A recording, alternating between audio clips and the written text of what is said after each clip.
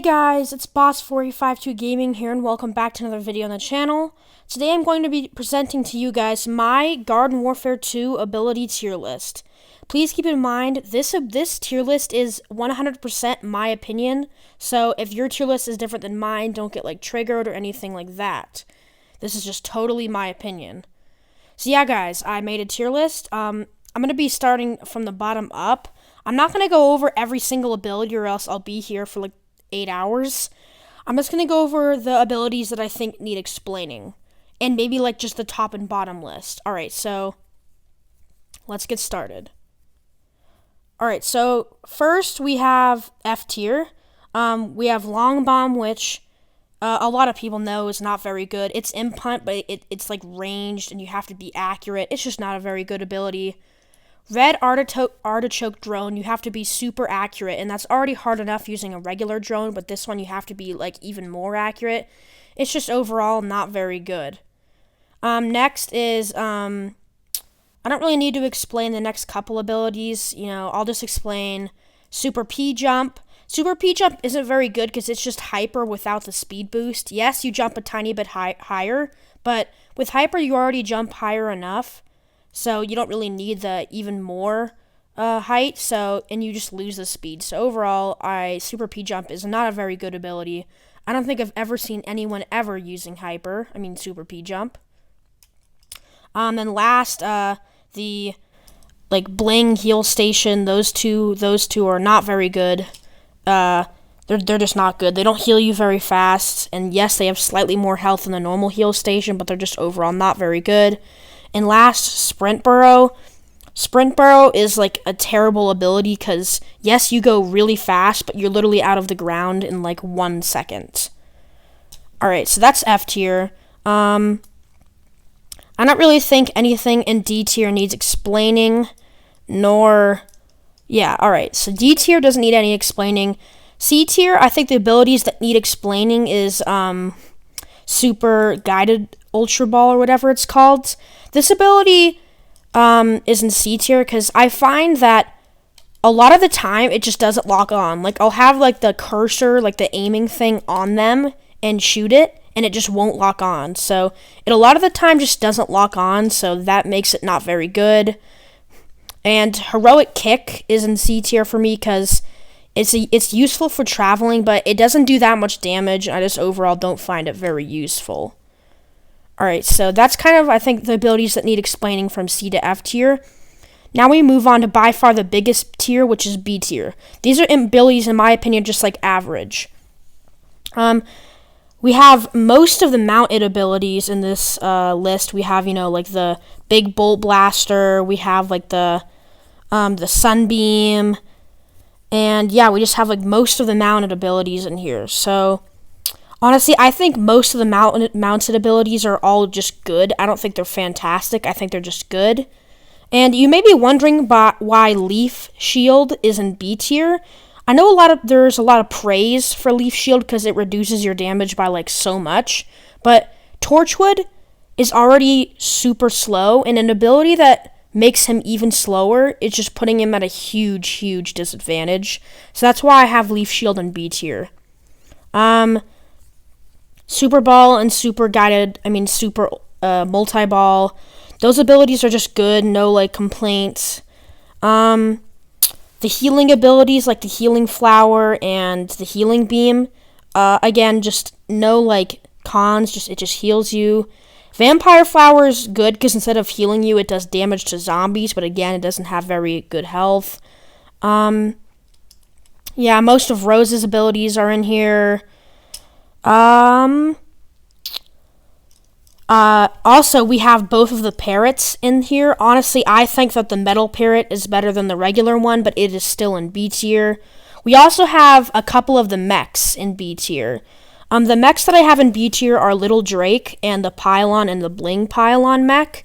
Little Drake is one of the most used mechs that I see, but the reason I have it in B tier is, yes, it's Torchwood's Blazing Blast is its primary weapon, but it's close range only, and that puts it at a disadvantage because there's a lot of characters that have long range attacks. So let's just say there's a let's just say there's a pea Gatling far away. Most mechs already don't stand a chance from a pea Gatling. This mech has an even worse chance because there's no way for it to even fight back. Pylon and Bling Pylon. Yes, the Bling Pylon is better, but I don't think it's good enough to make it into A tier. The mechs are just decent. Don't get me wrong, all mechs are good. I just think they're just good. The Pylon and Bling Pylon, they're both just good mechs. No really compliments, no complaints. Yeah, those are for the mechs. Next, I also have both of the drones I also have the 2 garlic drones. I think the dark garlic drone is definitely the best of all the drones, but I still have it in B tier. We also have a lot of Citron's abilities in here. We have his ball. His ball is useful for getting into/out of a fight quickly. His speed, yes, it can make ballers, the people who just run away whenever they're at low health, annoying. But if you're not a baller, this ability is, again, useful. And his dash ability is useful for getting into a fight or out of it, and also it does a good amount of damage. Also, we have both of Citron's shields. I think that the mood shield is better, but I still think it's not good enough to be an A tier. And yeah, that's pretty much it for B tier. Actually, you know what? We have 2 all-star abilities in here. We have the dummy shield and the tackle. The dummy shield is in B tier because this is in my opinion, this is the best shield, but besides being a shield, it doesn't do anything else, so it just has a solid B. And for the All-Stars tackle, sprint tackle, it's a good ability. It does good damage. I just think it's a slight step below from what I have in A tier. And yeah, that's pretty much it for B tier. Now moving on to A tier, these are like the really good abilities, in my opinion. So starting at the bottom, we have the like super healing bomb. This bomb is, I think, in my opinion, really good because it just heals you so much, and it has splash damage. So if you and a group of zombies are low health and you're all clustered together, just throw this down and it'll like fully heal all of them back.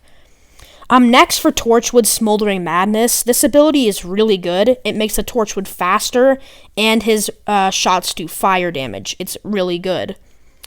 Next for Chomper, we have Vampweed. I think the Vampweed is really good because, yes, it doesn't do any damage to the zombies, but it heals you. So if you get in a fight with a zombie and you're at like 20 health, and then you get them caught in a Vampweed, it'll heal you back to like 60 health, and it is just very useful.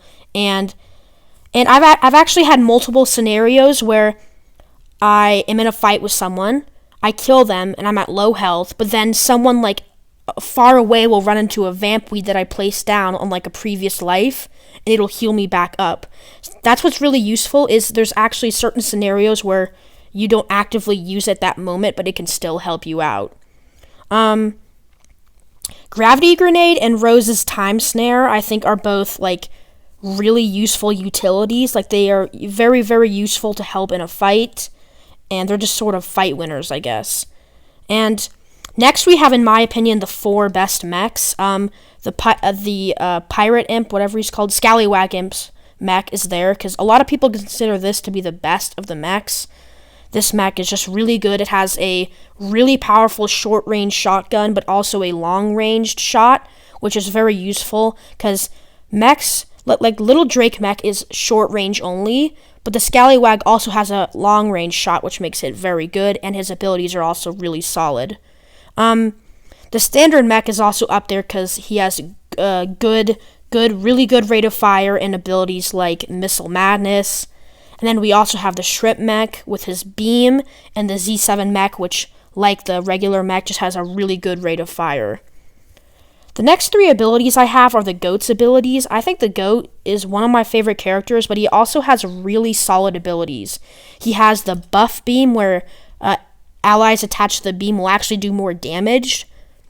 Like, if you take a Goat and use his beam on one of the 4 mechs I just talked about, that mech is just beyond OP. It's just like, you add on like Z7 mech with the Goat's beam, it just does insanity damage.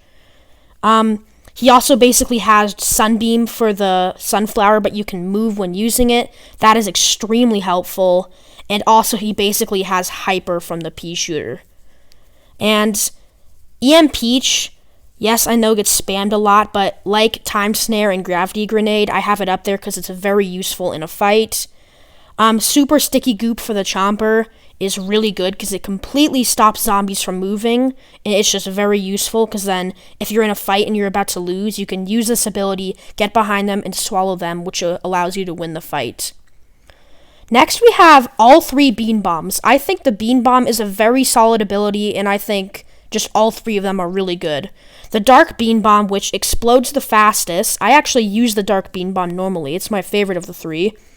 The Dark Bean Bomb, you get 2 of them, and when you shoot it out, it has the lowest damage of all 3, but it also has the quickest explosion time. So if you and a bunch of other plants and a bunch of other zombies are in a great big war with each other, throw both of your beans out, and the other zombies will be so distracted that they won't have enough reaction time, and they'll just get blown to smithereens.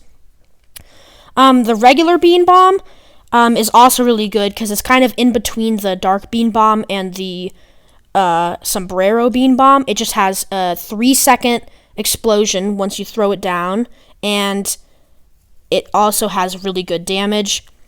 And the Sombrero Bean Bomb is pretty much the polar opposite of the Dark Bean Bomb.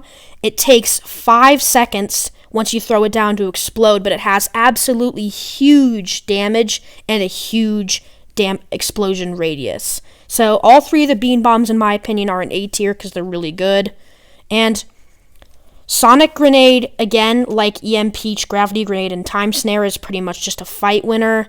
And Super Ultra Tackle, I know it recharges slower than the Sprint Tackle, but it just does a lot of damage, and it's just extremely useful. Alright, next, in my opinion, is the creme de la crop abilities. These are the abilities that, in my opinion, are just the best abilities in the game.